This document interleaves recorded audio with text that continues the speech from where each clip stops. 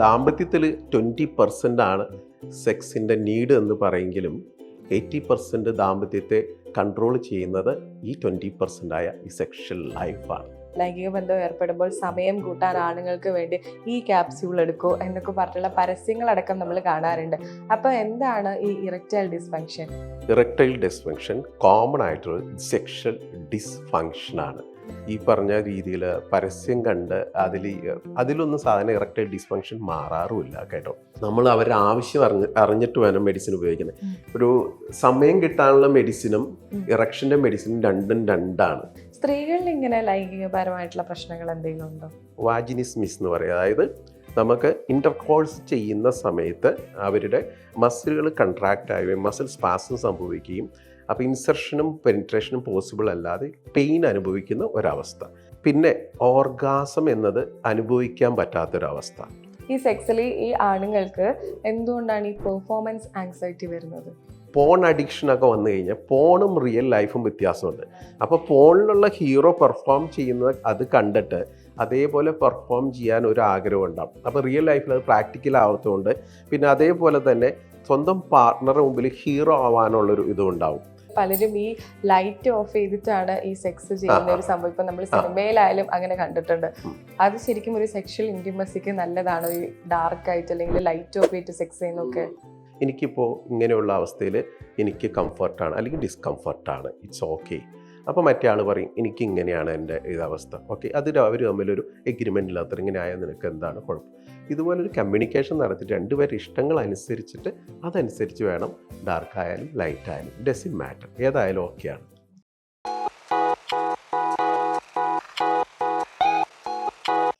നമസ്കാരം, ഞാൻ സൂര്യ സുജി. ഒരു മനുഷ്യന് ഭക്ഷണവും വെള്ളവും എത്രത്തോളം ആവശ്യമാണോ അതുപോലെ തന്നെ ഏറ്റവും ഇമ്പോർട്ടൻ്റ് ആയിട്ടുള്ളൊരു കാര്യമാണ് ലൈംഗികത. ലൈംഗികതയെക്കുറിച്ച് കൂടുതലായി സംസാരിക്കാൻ ഇന്ന് നമ്മളോടൊപ്പം ഉള്ളത് കൺസൾട്ടന്റ് സൈക്കോളജിസ്റ്റും സെക്സ് തെറാപ്പിസ്റ്റുമായ ഡോക്ടർ ബിജു വർഗീസ് ആണ്. നമസ്കാരം സർ. നമസ്കാരം. ഈ സെക്സ് എന്നുള്ളത് പണ്ടായാലും ഇപ്പോഴായാലും നമ്മൾ ഒരുപോലെ യൂസ് ചെയ്യുന്ന ഒരു ടേമാണ്. പണ്ടത്രത്തോളം യൂസ് ചെയ്തിട്ടില്ലെങ്കിലും ഇപ്പോൾ കോമണായി യൂസ് ചെയ്യാൻ ശ്രമിക്കുന്നു. അപ്പൊ ചിലർ പറയുന്നു സെക്സ് എന്ന് പറയുന്നത് ലവ് മേക്കിംഗ് ആണെന്ന്, ചിലർ പറയുന്നു സെക്സ് എന്ന് പറയുന്നത് ഒരു ദാമ്പത്യ ജീവിതത്തിലെ അടിസ്ഥാനപരമായിട്ടുള്ള ഒരു കാര്യമാണ്. ഭാര്യയും ഭർത്താവും ആയിക്കഴിഞ്ഞാൽ ആ ബന്ധം മുന്നോട്ട് പോകണമെങ്കിൽ സെക്സ് വേണമെന്ന് പറയുന്നു. ഇപ്പോൾ പല കമിതാക്കൾ പോലും ആവണ്ട, അവർ സെക്സിൽ ഏർപ്പെടുന്നു. അപ്പോൾ വാട്ട് ഈസ് സെക്സ്? സെക്സ് ഈ സൂര്യ പറഞ്ഞ എല്ലാം കൂടിയതാണ്. ലവ് മേക്കിംഗ് ആണ്, ബയോളജിക്കൽ നീഡാണ്.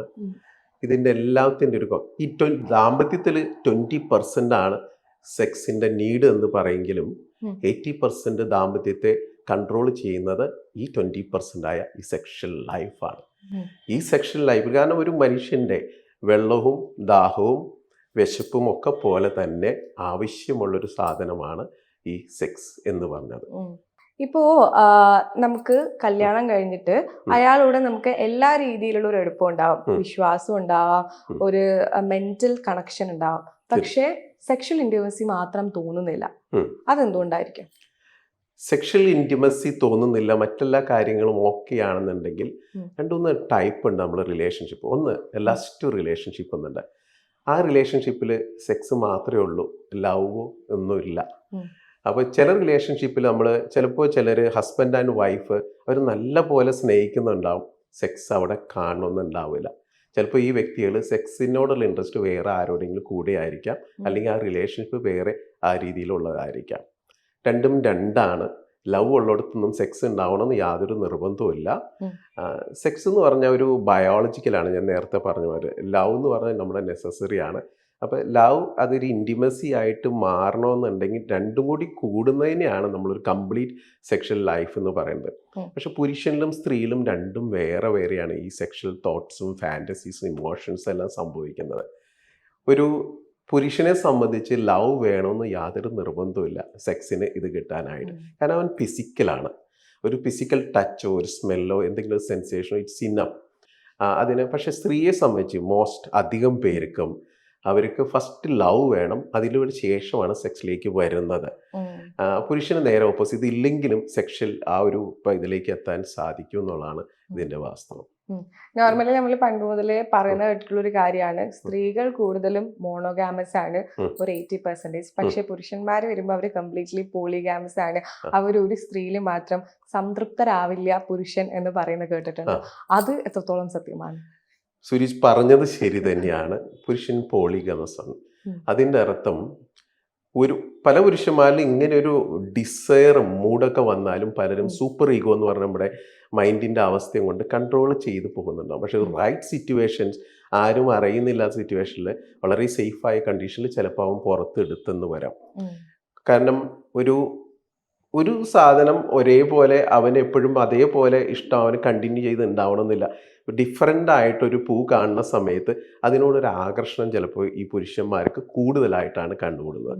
അപ്പോൾ അത് ചിലർ ഫിയർ, അവരുടെ റിലീജിയസ് കൾച്ചറൽസ് ബിലീഫ് സിസ്റ്റം, അങ്ങനെ സൂപ്പർ ഈഗോ എന്ന് പറയും. ഇത് വെച്ച് ചിലർ ഹൈഡ് ചെയ്ത് ആ ക്യാരക്ടർ എടുക്കും. പക്ഷെ റൈറ്റ് സിറ്റുവേഷൻ ചിലപ്പോൾ പുറത്ത് വന്നെന്നിരിക്കും. ജനറലി പുരുഷന്മാർ പോളിഗമി തന്നെയാണ്. അപ്പോൾ ചില സിനിമകളിലെങ്കിലും വളരെയധികം തീവ്രമായി പറയുന്ന ഒരു കാര്യമാണ് വൺ വുമൺ മാൻ എന്നൊക്കെ. ഈ വൺ വുമൺ മാൻ എന്ന് പറഞ്ഞ ആളുകൾ ഉണ്ടോ? ഇപ്പൊ പറഞ്ഞു പുരുഷന്മാര് ജനറലി പോളിഗാമസ് ആണ് എന്നുള്ള കാര്യം. വൺ വുമൺ വൺ മാൻ എന്ന് പറഞ്ഞത് നമ്മുടെ സമൂഹം അല്ലെങ്കിൽ കൾച്ചർ റിലീജിയനൊക്കെ നമ്മളെ ഫോഴ്സ്ഫുള്ളി നമ്മളെ അങ്ങനെ ഒരു സിസ്റ്റം, ഒരു അച്ചടക്കത്തോടുകൂടി പോകാൻ വേണ്ടിയിട്ട് നമ്മൾ അങ്ങനെ ഒരു സിസ്റ്റം ഉണ്ടാക്കി വച്ചിരിക്കുന്നതാണ്. കാരണം നമുക്കൊരു സിസ്റ്റം വേണം, അതിനൊരു ഓർഗനൈസ്ഡ് ആയിരിക്കണം. അല്ലെങ്കിൽ അവിടെ താളപ്പിഴകൾ വന്ന മൊത്തം ലൈഫിലും ഫാമിലി ലൈഫിലും പ്രോബ്ലംസ് വരും. ബേസിക്കലി മനുഷ്യൻ അങ്ങനെയല്ല, അവൻ്റെ നേച്ചർ പോളിഗമി തന്നെയാണ്. ചിലർ നമ്മളിപ്പോൾ പുറത്തുനിന്ന് കാണുന്നില്ലെങ്കിൽ അവൻ്റെ ഉള്ളിൽ ഇപ്പോൾ വേറൊരു സ്ത്രീയോ അല്ലെങ്കിൽ ഒക്കെ കാണുന്ന സമയത്ത് അവൻ്റെ ഉള്ളിൽ ഡിസയർ വരാം, ആഗ്രഹങ്ങൾ വരാം. പക്ഷെ അവൻ ചിലപ്പോൾ അവൻ കൺട്രോൾ ചെയ്യുന്നുണ്ടാവാം. പക്ഷെ ബേസിക്കലി അവൻ്റെ മനസ്സിൽ one woman one man situation അല്ല. ഇപ്പം അതിൻ്റെ പുരുഷന്മാരിൽ മാത്രമല്ല സ്ത്രീകളിലും കുറച്ചുകൂടി പഴയ മാതിരിയല്ല പുറത്തേക്ക് വന്നു തുടങ്ങി. പിന്നെ നമ്മുടെ സോഷ്യൽ മീഡിയയുടെ ഇൻഫ്ലുവൻസ് ഇതൊക്കെ കണ്ടു കഴിയുമ്പോൾ അവരും ഒരു പരിധി വരെ ഇപ്പം അതിലേക്ക് വരുന്നതായിട്ട് എൻ്റെ അടുത്ത് വന്ന് ക്ലിനിക്കൽ എക്സ്പീരിയൻസ് അതാണ് തെളിയിക്കുന്നത്. ഈ ഡോക്ടറിൻ്റെ അടുത്ത് അപ്പോൾ എക്സ്ട്രാ മാരിറ്റൽ അഫയേഴ്സ് റിലേറ്റഡ് ആയിട്ടുള്ള കേസ് സ്റ്റഡീസ് ഒക്കെ വന്നിട്ടുണ്ടോ? ഏതെങ്കിലും ഇൻട്രസ്റ്റിംഗ് ആയിട്ടുള്ള നമ്മുടെ അടുത്ത് ഷെയർ ചെയ്യാൻ പറ്റുന്ന രീതിയിൽ? ഒത്തിരി വന്നിട്ടുണ്ട് എക്സ്ട്രാ മാരിറ്റലായിട്ട്. ഈവൻ ഒരു റീസെൻ്റ് ആയിട്ട് വന്ന ഒരു കേസ് എന്ന് പറഞ്ഞിട്ടുണ്ടെങ്കിൽ വന്നത് ഒരു ഗവൺമെൻറ് മിലിറ്ററിയിൽ വർക്ക് ചെയ്യുന്ന ഒരു ഉദ്യോഗസ്ഥരാണ്. അദ്ദേഹത്തിന് ഓൾറെഡി എന്നെ ഫോൺ വിളിച്ച് ബുക്ക് ചെയ്തിട്ടു. അദ്ദേഹത്തിൻ്റെ പ്രോബ്ലം ഇറക്ഷനായിട്ട് റിലേറ്റഡ് ആയിട്ടുള്ളൊരു പ്രോബ്ലമാണ്. അപ്പം കൺസൾട്ടേഷന് വന്നു കഴിഞ്ഞപ്പോൾ ഞാൻ അദ്ദേഹത്തിന് ചെക്ക് ചെയ്ത് കഴിഞ്ഞപ്പോൾ നോർമലി അദ്ദേഹത്തിന് ഇറക്ഷൻ മറ്റ് സിറ്റുവേഷനിലൊന്നും പ്രോബ്ലം ഇല്ല. അപ്പോൾ അദ്ദേഹത്തിൻ്റെ പ്രശ്നം ഇറക്ഷൻ്റെ പ്രോബ്ലം അല്ല, സൈക്കോളജിക്കലാണെന്ന് മനസ്സിലായി. അങ്ങനെ വന്നു കഴിഞ്ഞപ്പോഴാണ് കാരണത്തെ പിടികിട്ടുന്നത്. അദ്ദേഹം വർക്ക് ചെയ്യുന്ന സ്ഥലത്ത് അദ്ദേഹത്തിന് വേറൊരു സ്ത്രീയുമായിട്ട് എക്സ്ട്രാ മാരിറ്റൽ റിലേഷൻഷിപ്പ് ഉണ്ട്. അപ്പോൾ സ്വന്തം വൈഫിൻ്റെ അടുത്ത് എത്തുന്ന സമയത്ത് വൈഫ് ഇത് കാണുമെന്നോ പിടിക്കപ്പെടുമെന്നോ ഉള്ള ആങ്സൈറ്റി കാരണം വൈഫിൻ്റെ അടുത്ത് അദ്ദേഹത്തിന് ഈ ഒരു സെക്സ് ചെയ്യാൻ ബുദ്ധിമുട്ടുണ്ട്. അപ്പോൾ ആ സമയത്ത് അദ്ദേഹത്തിന് ഇറക്ഷനെ ബാധിക്കുന്നു. ഇത് വൈഫിന് പിന്നെ സംശയമായി തുടങ്ങുന്നു. അപ്പോൾ എങ്ങനെയെങ്കിലും ലീവിന് പോകുന്നതിന് മുമ്പ് ഫ്ലൈറ്റ് ഇറങ്ങിയിട്ട് അദ്ദേഹം എൻ്റെ അടുത്ത് വന്നിട്ട് ഇത് കറക്റ്റ് ചെയ്തിട്ട് വൈഫിൻ്റെ അടുത്ത് പോകാനായിട്ട്. കാരണം അദ്ദേഹത്തിൻ്റെ ഉള്ളിൽ ഫിയറും ആങ്സൈറ്റിയും ഗിൽട്ടാണ് ഈ പ്രശ്നത്തിന് കാരണം ഉണ്ടായിട്ടുള്ളത്. ഒത്തിരി എക്സ്ട്രാ മാരിറ്റൽ കേസുകൾ വരുന്നുണ്ട്. പലർക്കും അത് കഴിഞ്ഞിട്ട് കുറ്റബോധം വരുന്നുണ്ട്. ഇത് കണ്ടുപിടിക്കപ്പെടുമ്പോഴുള്ള കോൺഫ്ലിക്റ്റുകൾ ഒത്തിരി ഉണ്ട്. അതുമായിട്ട് റിലേറ്റഡായ ഡിവോഴ്സും പ്രോബ്ലംസും ഒക്കെ ഒത്തിരി വരുന്നത്. ഈ സ്ത്രീകളില് 40 എന്നൊരു വയസ്സിന് ശേഷം സ്ത്രീകളിൽ 40കളിൽ പ്രണയം എന്ന് പറഞ്ഞിട്ട് ഇപ്പോൾ സോഷ്യൽ മീഡിയയിൽ ഭയങ്കരമായി ഹൈപ്പ് ചെയ്യുന്നുണ്ട്. സ്ത്രീകളിൽ ഇപ്പൊ ഈ 40കൾക്ക് ശേഷമാണ് ഒരു എക്സ്ട്രാ മാരിറ്റൽ അഫെയർ അല്ലെങ്കിൽ ഈ സ്വന്തം പാർട്ട്ണർ അല്ലാതെ മറ്റൊരു പുരുഷനിലേക്കൊരു ആകർഷണം തോന്നുന്നത്. അത് എത്രത്തോളം ശരിയാണ് സൈക്കോളജിക്കലി? അതിന്റെ കാരണം എന്തെന്ന് വെച്ചിട്ടുണ്ടെങ്കിൽ 40 വയസ്സൊക്കെ ആകുമ്പോഴേക്കും കുറച്ച് ദാമ്പത്യത്തിൽ കുറച്ചൊക്കെ മടുപ്പ് അനുഭവപ്പെടുന്നുണ്ടാവും. റിപ്പീറ്റേഷൻ. ഇപ്പോൾ ചിലപ്പോൾ ഈ ഹസ്ബൻഡ് എന്ന് പറയാം, അവർക്ക് കുറേ കഴിയുമ്പോൾ ഇതിനോട് താല്പര്യക്കുറവൊക്കെ വന്നിട്ടുണ്ടാവും. പിന്നെ ഒരു ലോൺലെസ്, പിന്നെ മിക്കവാറും റെസ്പോൺസിബിലിറ്റി ഒക്കെ ആ സമയത്ത് കൊണ്ട് ഏകദേശമൊക്കെ സെറ്റിലായിട്ടുണ്ട്. അപ്പോൾ ആ ഫ്രീ ആയിരിക്കുന്ന ലോൺലി ആയിരിക്കുന്ന സമയത്ത് ഒരു കെയർ അറ്റൻഷനൊക്കെ കിട്ടാനുള്ള ഒരു ആഗ്രഹം ഉണ്ടാവും. അതുപോലെ തന്നെ മിക്കവരില്ല ആ സമയത്ത് ഒരു ഹോർമോണൽ ചേഞ്ചസ് നടക്കുന്നതായിട്ട് കണ്ടിട്ടുണ്ട്. അങ്ങനെ വരുന്ന സമയത്ത് ഇപ്പോഴത്തെ സോഷ്യൽ മീഡിയകളൊക്കെ അതിന് കുറേ കണക്ട് ചെയ്യുന്നുണ്ട്. മുമ്പ് നമ്മൾ മറ്റേ ആളായിട്ട് കണക്ട് ചെയ്യാൻ നമുക്ക് ബുദ്ധിമുട്ടുകളുള്ളപ്പോൾ ഇപ്പോൾ വളരെ ഈസി ആയിട്ടൊരു ചാറ്റ് ബോക്സിലൂടെ ചാറ്റിലൂടെയൊക്കെ ആയിട്ട് ടെലിഗ്രാമിലോ എന്തിലൊക്കെ ആയിട്ട് നമുക്ക് അതിലൂടെ കണക്ട് ചെയ്ത് പുതിയ റിലേഷൻഷിപ്പിലേക്ക് വരും. അപ്പോൾ എന്താണോ എനിക്ക് ഇവിടെ കിട്ടാതിരുന്ന അറ്റൻഷനും കെയറും ഇതൊക്കെ അതിലൂടെ കിട്ടി വരുന്ന സമയത്ത് കുറച്ച് കഴിയുന്ന സമയത്ത് നമ്മുടെ ശരീരത്തിൽ ഉണ്ടാകുന്ന ഹോർമോണൽ ചേഞ്ചസ് ഉണ്ട്. ആദ്യം ഡോപ്പാമിൻ വരും, പിന്നീട് ഓക്സിറ്റോക്സിൻ വരും. ഇത് പ്രൊഡ്യൂസ് ചെയ്യുന്ന സമയത്ത് ഒരു ടെംപ്റ്റേഷൻ വരും. അത് നമുക്കൊരു പ്ലഷറൊക്കെ വന്നിട്ട് ഒരു ഫാൻറ്റസിയിലൊക്കെ പോയിട്ട് പിന്നീട് അത് റിയൽ ലൈഫിൽ എക്സ്പീരിയൻസ് ചെയ്യാനുള്ള ഒരു ടെൻഡൻസി കൂടുതൽ വന്നിട്ടുണ്ട്. ഈ സംഗതികൾ വരുന്നതായിട്ട് കണ്ടിട്ടുണ്ട്. എൻ്റെ ക്ലിനിക്കിലും സെയിം കേസുകൾ വന്നിട്ടുണ്ട്. ഒരൊറ്റ വാക്കിൽ ചോദിച്ചാൽ ഈ എക്സ്ട്രാ മാരിറ്റൽ അഫെയർ തെറ്റാണോ ശരിയാണോ?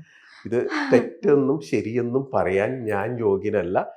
ബേസിക്കലി കാരണം എന്ന് വെച്ചിട്ടുണ്ടെങ്കിൽ സൊസൈറ്റിയുടെയും നമ്മുടെ ലോ പ്രകാരം ഒരു മതത്തിൻ്റെ ഇതനുസരിച്ച് അതൊരു സിന്നാണ്. നമ്മൾ ഒരു കൾച്ചറിൻ്റെ ഇതനുസരിച്ച് അത് തെറ്റാണ്. പക്ഷെ ആ വ്യക്തികളുടെ അവർ നോക്കുന്ന സമയത്ത് ചിലപ്പോൾ അവർ നീഡായിരിക്കാം.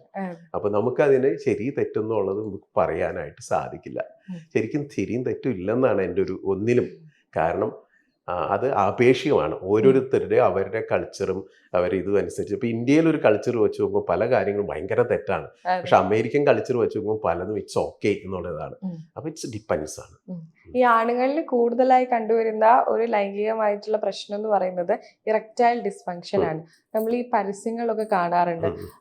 കുറച്ചുകൂടി ലൈംഗിക ബന്ധം ഏർപ്പെടുമ്പോൾ സമയം കൂട്ടാൻ ആണുങ്ങൾക്ക് വേണ്ടി ഈ ക്യാപ്സ്യൂൾ എടുക്കൂ എന്നൊക്കെ പറഞ്ഞിട്ടുള്ള പരസ്യങ്ങളടക്കം നമ്മൾ കാണാറുണ്ട്. അപ്പൊ എന്താണ് ഈ ഇറക്ടൈൽ ഡിസ്ഫങ്ഷൻ? ഇത് ആരിലാണ് കൂടുതലായിട്ട് വരുന്നത്? ചെറുപ്പക്കാരിലാണോ അതോ ഏജ് കൂടിയിട്ടുള്ള ആണുങ്ങളിലാണോ വരുന്നത്? അങ്ങനെ എന്തെങ്കിലും ഉണ്ടോ? ഇറക്ടൈൽ ഡിസ്ഫങ്ഷൻ കോമൺ ആയിട്ടുള്ള സെക്ഷൽ ഡിസ്ഫങ്ഷനാണ്. ഈ പറഞ്ഞ രീതിയിൽ പരസ്യം കണ്ട് അതിലൊന്നും സാധാരണ ഇറക്ടൈൽ ഡിസ്ഫങ്ഷൻ മാറാറുമില്ല കേട്ടോ. ഇറക്ടൈൽ ഡിസ്ഫങ്ഷൻ 2 പേരിലും കൂടുതലായിട്ട് കാണുന്നുണ്ട്. ഫിസിക്കലായിട്ട് ഇത് റിയൽ പ്രോബ്ലം ഏജിൽ ഉള്ള ആളുകൾക്കാണ് കാണുന്നത്. ചെറുപ്പക്കാരിൽ അധികവും കാണുന്നത് സൈക്കോളജിക്കലായ പ്രോബ്ലങ്ങളാണ്. അതായത് പെർഫോമൻസ് ആങ്സൈറ്റി, ഫിയർ, ഈ കുറ്റബോധം, ഇതിൽ നിന്ന് ഉണ്ടാകുന്ന ഇറക്ഷൻ പ്രോബ്ലംസ് ആണ് അവരിലുണ്ടാകുന്ന പ്രോബ്ലം.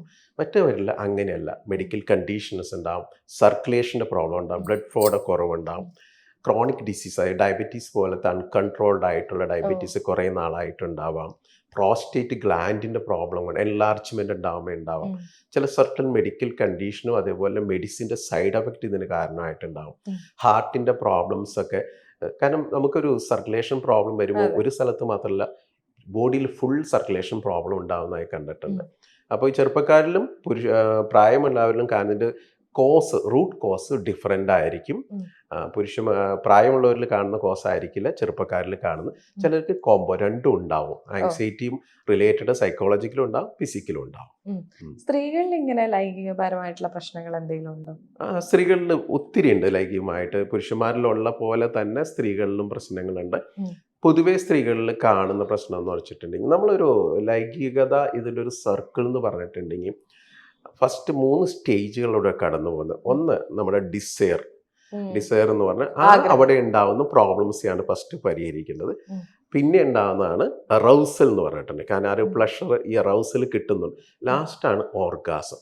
ഈ 3 ഏരിയയിലുള്ള പ്രോബ്ലം ആർക്കുണ്ടോ ഈ സെക്ഷൽ ആയിട്ടുള്ള പ്രോബ്ലം അവർക്ക് കാണാം. സ്ത്രീകളിൽ സാധാരണ കോമൺ ആയിട്ട് കണ്ടുവരുന്ന ഒരു പ്രോബ്ലം എന്ന് പറഞ്ഞാൽ ലോ മൂഡ് ചിലർക്ക് ഉണ്ടാകുന്നത്, ഇതിനോട് താല്പര്യക്കുറവ്. വേറെ ചിലർക്ക് കാണുന്നത് ഹൈപ്പർ സെക്ഷൽ, അതായത് ഹൈ മൂഡ്. രണ്ടും നമ്മൾ കാണുന്നുണ്ട് ഇതുപോലെ.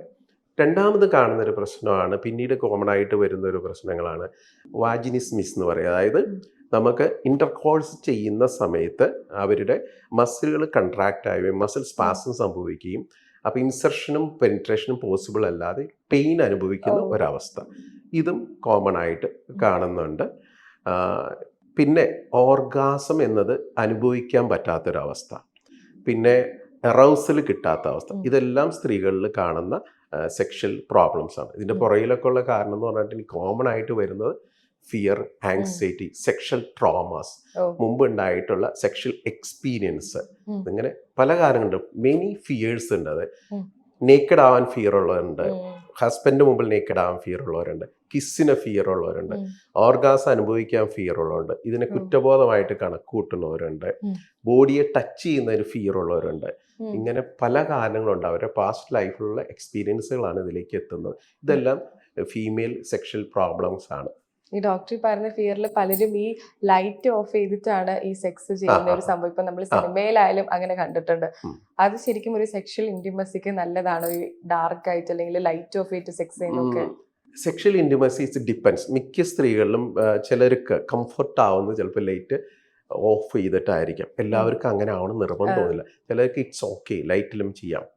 ഇത് കമ്മ്യൂണിക്കേഷനാണ് ഇമ്പോർട്ടൻറ്റ്. എൻ്റെ സെക്ഷൽ ആഗ്രഹങ്ങൾ നമ്മൾ അങ്ങോട്ടും ഇങ്ങോട്ടും കമ്മ്യൂണിക്കേറ്റ് ചെയ്യണം. മിക്കവാറും ഈ ഒരു ദാമ്പത്യത്തിൽ കപ്പിൾസ് ഇത് അങ്ങോട്ടും ഇങ്ങോട്ടും കമ്മ്യൂണിക്കേറ്റ് ചെയ്യാറ് ഒരു 1 man ഷോ ആണ് നടത്തുന്നത്. എനിക്ക് ഇഷ്ടമുള്ള രീതിയിൽ ഞാൻ ചെയ്യുന്നു, അവർക്ക് മറ്റെൻ്റെ പാർട്ട്ണർ ഇഷ്ടങ്ങൾ. ഓരോ വ്യക്തിയിലും വ്യത്യസ്തമായിരിക്കും അവരുടെ ആഗ്രഹങ്ങൾ. ഒരാൾക്കുള്ള അതേ ഫീലിംഗ് തന്നെയല്ല, അതേ ഇഷ്ടങ്ങളായിരിക്കില്ല മറ്റു. അപ്പം നമ്മൾ കമ്മ്യൂണിക്കേറ്റ് ചെയ്യണം. എനിക്കിപ്പോൾ ഇങ്ങനെയുള്ള അവസ്ഥയിൽ എനിക്ക് കംഫർട്ടാണ് അല്ലെങ്കിൽ ഡിസ്കംഫർട്ടാണ്, ഇറ്റ്സ് ഓക്കെ. അപ്പോൾ മറ്റേ ആൾ പറയും എനിക്ക് ഇങ്ങനെയാണ് എൻ്റെ ഇതവസ്ഥ, ഓക്കെ. അതിൽ അവർ തമ്മിലൊരു എഗ്രിമെൻ്റ് ഇല്ലാത്ത ഇങ്ങനെ ആയാൽ നിനക്ക് എന്താണ് കുഴപ്പം. ഇതുപോലൊരു കമ്മ്യൂണിക്കേഷൻ നടത്തിയിട്ട് രണ്ടുപേരുടെ ഇഷ്ടങ്ങൾ അനുസരിച്ചിട്ട് അതനുസരിച്ച് വേണം. ഡാർക്ക് ആയാലും ലൈറ്റ് ആയാലും ഡസൻറ്റ് മാറ്റർ, ഏതായാലും ഓക്കെയാണ്. ഈ നേരത്തെ ഇറക്ടൈൽ ഡിസ്ഫങ്ഷന്റെ കാര്യം പറഞ്ഞല്ലോ. അപ്പോൾ നമ്മൾ ഈ ക്യാപ്സ്യൂളുകളായാലും ഈ പരസ്യങ്ങൾ നമ്മൾ കാണാറുണ്ട്. ഇറക്ടൈൽ ഡിസ്ഫങ്ഷൻ മാറാൻ അല്ലെങ്കിൽ ഈ ലൈംഗികതയിൽ പുരുഷന്റെ സമയം കൂട്ടാൻ, ടൈമിംഗ് കൂട്ടാൻ ഇത് കഴിക്കൂ. ഈ വയഗ്ര പോലത്തുള്ള സംഭവങ്ങൾ കഴിക്കുന്ന ആളുകളും ഉണ്ട്. അപ്പൊ അതിനെ കുറിച്ച് എന്താ പറയാനുള്ളത്? ആക്ച്വലി പലർക്കും അറിയില്ല, ഇറക്ടൈൽ ഡിസ്ഫങ്ഷനും സമയം കൂട്ടലും രണ്ടും രണ്ടാണ്. ഇറക്ടൈൽ ഡിസ്ഫങ്ഷൻ എന്ന് പറഞ്ഞാൽ ഒരാൾക്ക് ആവശ്യത്തിനുള്ള ഇറക്ഷൻ കിട്ടാത്തൊരവസ്ഥ. അതായത് പെനീസിന് ആവശ്യത്തിനുള്ള ഇറക്ഷൻ കിട്ടുന്നില്ല എന്ന അവസ്ഥ. സമയം കൂട്ടാന്ന് പറഞ്ഞാൽ രണ്ടും പേരും അത് പ്രീമച്ചർ ഇജാക്കുലേഷൻ ആണ്. ശീഘ്ര സ്ഖലനമുള്ളവരിലാണ് സമയത്തിൻ്റെ ആയ പ്രോബ്ലം ഉണ്ടാകുന്നത്. രണ്ടിൻ്റെയും റൂട്ട് കോസ് വേറെയാണ്. പെർഫോമൻസ് ആങ്സൈറ്റി അല്ലെങ്കിൽ ഫിയർ ഇങ്ങനെ മെനി ഘടകങ്ങൾ ഉണ്ടെങ്കിലും ഈ പ്രീമച്ചർ ഇജാക്കുലേഷൻ്റെ കാരണങ്ങൾ പലതാണ്. എസ്പെഷ്യലി ചിലപ്പോൾ അവരുടെ കിഗൽ, അതായത് പി സി മസിൽ ഉണ്ട്, ആ പി സി മസിൽ സ്ട്രോങ് അല്ലാതെ അല്ലെങ്കിൽ പെൽവിക് ഫ്ലോർ മസിലുകളുണ്ട്, അതിൻ്റെ ബലക്കുറവായിരിക്കാം ഒരു കാരണം. ഹാബിറ്റുകളായിരിക്കാം. അതായത് മാസ്റ്റുവേഷൻ ചെയ്ത് ശീലമുള്ള ഒരു വ്യക്തിക്ക് പെട്ടെന്ന് പ്ലഷർ കിട്ടാൻ ബ്രെയിനെ പ്രോഗ്രാം ചെയ്ത് വച്ചിട്ടുണ്ടെങ്കിൽ അപ്പോൾ അതേ ബ്രെയിൻ സെക്സിൽ ഏർപ്പെടുമ്പോഴും ഇതേ ടെൻഡൻസി കാണിക്കുകയും പെട്ടെന്ന് ഇജാക്കുലേറ്റ് ചെയ്യാനുള്ള ഒരു ടെൻഡൻസി വരികയും ചെയ്യുന്നുണ്ട്. അതുപോലെ അമിതമായിട്ടുള്ള എന്തെങ്കിലും സ്ട്രെസ്, ടെൻഷൻ, ഇതെല്ലാം തന്നെ ഇതിന് കാരണങ്ങളാണ്. നമ്മൾ അവരുടെ ആവശ്യം അറിഞ്ഞിട്ട് വേണം മെഡിസിൻ ഉപയോഗിക്കുന്നത്. ഒരു സമയം കിട്ടാനുള്ള മെഡിസിനും ഇറക്ഷൻ്റെ മെഡിസിനും രണ്ടും രണ്ടാണ്. അപ്പോൾ നമ്മൾ സാധാരണയായിട്ട് ഇറക്ഷൻ പ്രോബ്ലം ഉള്ളവർക്ക് അതെല്ലാവർക്കും ആവശ്യമില്ലെന്ന് പല ചെറുപ്പക്കാരും ഇത് മേടിച്ച് കഴിക്കുന്നുണ്ട്. ഇത് ശരിക്കും അതിന് ഒത്തിരി സൈഡ് എഫക്റ്റ് ഉണ്ടെന്ന് ഇവർ അറിയുന്നില്ല. പ്രോബ്ലം ഇല്ലാത്ത ഒരാൾക്ക് വയാഗ്ര പോലത്തെ മെഡിസിൻ്റെ ആവശ്യമില്ലെന്നുള്ളതാണ്. പ്രോബ്ലം ഉള്ളവരെന്ന് പറഞ്ഞിട്ടുണ്ടെങ്കിൽ നമ്മൾ ഈ പ്രായമുള്ളവർക്ക്, ഈ ഡയബറ്റീസ് ഒക്കെ ക്രോണിക് ആയിട്ടുള്ളവർക്ക്, സ്മോക്കിങ്ങിന് പ്രോബ്ലം ആയിട്ടുണ്ട്, അവരുടെ അങ്ങോട്ടുള്ള വെസലുകൾ നാരോ ആയിട്ട് പോയിട്ട് സർക്കുലേഷൻ പ്രോബ്ലം ഉള്ളവർക്ക്, ഇവർക്കൊക്കെയാണ് ഈ വയാഗ്ര പോലത്തെ മെഡിസിൻ കൊടുക്കുന്നത്. ഈ വയാഗ്ര കൊടുക്കുമ്പോൾ എന്താ സംഭവിക്കുന്നത്? നൈട്രിക് ഓക്സൈഡ് ആണ് അത് ഉൽപ്പാദിപ്പിക്കപ്പെടുന്നത്. നമ്മുടെ ശരീരത്തിലേക്ക് സർക്കുലേഷൻ ഇൻക്രീസ് ചെയ്യാണ്. അപ്പോൾ ഒരു ബ്ലഡ് ഫ്ലോ റഷ് ചെയ്യാണ്. അതിൽ ഉപയോഗിക്കുന്നത് സിഡ്നാഫിൽ എന്ന് പറഞ്ഞ ഒരു കണ്ടന്റാണ്. അത് തന്നെ പല ഡോസ് ഉണ്ട്. മിക്കവരും അതിൻ്റെ 100 മേടിച്ച് പലതവണ കഴിക്കും. അതൊരു ദിവസത്തിൽ ഒരു പ്രാവശ്യത്തിൽ കൂടുതൽ കഴിക്കാൻ പാടില്ല. അത് ഉപയോഗിച്ച് കഴിഞ്ഞിട്ടുണ്ടെങ്കിൽ മറ്റ് ഭയങ്കരമായ തകരാറുകൾ വേറെയുണ്ട്. അത് ശരിക്കും പറഞ്ഞിട്ടുണ്ടെങ്കിൽ ഒരു യൂറോളജിസ്റ്റോ അങ്ങനെ ഒരു ന്യൂറോളജിസ്റ്റോ അല്ലെങ്കിൽ അങ്ങനെയുള്ള ഡോക്ടേഴ്സിന് മാത്രമേ പ്രിസ്ക്രൈബ് ചെയ്ത് കൊടുക്കാൻ പറ്റുള്ളൂ. വേറെ മെഡിസിൻ്റെ തഡാഫിൽ എന്ന് പറഞ്ഞിട്ട് അത് തന്നെ, അത് വളരെ ചെറിയ ഡോസ് ചിലപ്പോൾ ഡോക്ടർമാർ കൊടുക്കായിരിക്കും 2 mg മുതൽ. പക്ഷെ മിക്കവരും മേടിക്കുന്നത് 20 mg മെഡിസിനാണ്. ഇനി ആയുർവേദത്തിൻ്റെ ലേബലിൽ ഇറങ്ങുന്ന മെഡിസിൻസ് അതിലൊക്കെ കുറേ ഈ മിനറൽസ് അടങ്ങിയിട്ടുണ്ട്. അത് വളരെ കിഡ്നിക്കും ലിവറിനൊക്കെ ഡാമേജ് കൊടുക്കുന്ന സാധനങ്ങളാണ്. ഇതിൻ്റെ ഉപയോഗം എന്തെന്നേ അറിയാതെ പരസ്യം കണ്ട് മേടിക്കുന്നവരെല്ലാം പിന്നീട് പെടുന്നതായിട്ട് വരുന്നുണ്ട്. പിന്നീട് മെഡിസിൻ കഴിച്ചാൽ പോലും ഇറക്ഷൻ കിട്ടാത്തൊരവസ്ഥയും മറ്റ് ഫിസിക്കലായിട്ട് ഒത്തിരി ഡാമേജുകളിലേക്ക് അവരെത്തുന്നത് കണ്ടിട്ടുണ്ട്. അതുകൊണ്ട് ഞാൻ ഇതൊരിക്കലും അഡ്വൈസ് ചെയ്യുന്നില്ല. അവരുടെ റൂട്ട് കോസ് എന്തെന്ന് കണ്ടെത്തി അത് പരിഹരിക്കുകയാണ് വേണ്ടത്. ഈ സെക്സിലി ഈ ആണുങ്ങൾക്ക് എന്തുകൊണ്ടാണ് ഈ പെർഫോമൻസ് ആങ്സൈറ്റി വരുന്നത്? പെർഫോമൻസ് ആങ്സൈറ്റി കോമൺ ആയിട്ട് വരുന്നത് ഈ പോൺ അഡിക്ഷനൊക്കെ വന്നു കഴിഞ്ഞാൽ പോണും റിയൽ ലൈഫും വ്യത്യാസമുണ്ട്. അപ്പോൾ പോണിലുള്ള ഹീറോ പെർഫോം ചെയ്യുന്നത് അത് കണ്ടിട്ട് അതേപോലെ പെർഫോം ചെയ്യാൻ ഒരു ആഗ്രഹം ഉണ്ടാവും. അപ്പോൾ റിയൽ ലൈഫിൽ അത് പ്രാക്ടിക്കൽ ആവത്തുകൊണ്ട് പിന്നെ അതേപോലെ തന്നെ സ്വന്തം പാർട്ട്ണറുടെ മുമ്പിൽ ഹീറോ ആവാനുള്ളൊരു ഇതുണ്ടാവും. വേറൊരു കൂട്ടർക്ക് ഞാൻ ഫെയിലിയർ ആവുമോ എന്നുള്ളൊരു ഭയം ഉള്ളിലുണ്ടാവും.